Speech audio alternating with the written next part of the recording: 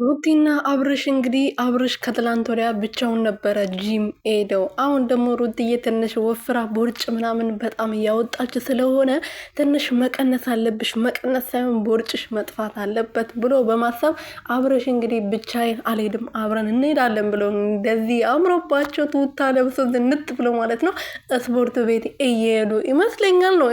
እኔ አላየኋቸውም አጠገባቸው ስላልነበርኩ ማለት ነው።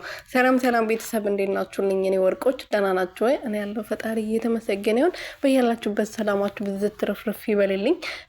ሩቲና አብርሽዬ እንግዲህ ትላንት ደስ በሚል ቪዲዮ ሁላችን የተደሰትንበት ስቆን ከልጃቸው ጋር ነበር የመጡልን። እኛም ደስ ብሎ ነበረ።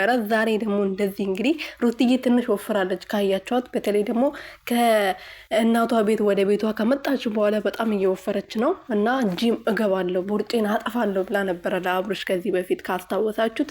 እና አሁን ደግሞ ቦርጭሽን ማጥፋት አለብሽ ብሎ አብርሽም ባሏም ነግሯት ስለነበረ እና አብሮ ሄዶ እንግዲህ ጂም ቤት ናቸው ብዬ አስባለሁ። ምክንያቱም ስፖርት ቤት ለመሄድ የሚለበስ ልብስ ነው የለበሱት ማለት ነው። እና ሩትዬና አብርሽዬ ከልጃችሁ ጋር እንግዲህ ዛሬ ማታ ደስ በሚልና በሚያስቅ በሚያዝናና በቤታችሁ ትመጣላችሁ ብለን ተስፋ እናደርጋለን። እኔ የምላችሁ ጥያቄ ያለኝ የሩቲ ቻናል ምን ሆኖ ነው? ለምንድነው የአብርሽ ቻናል ላይ ብቻ እየተለቀቀ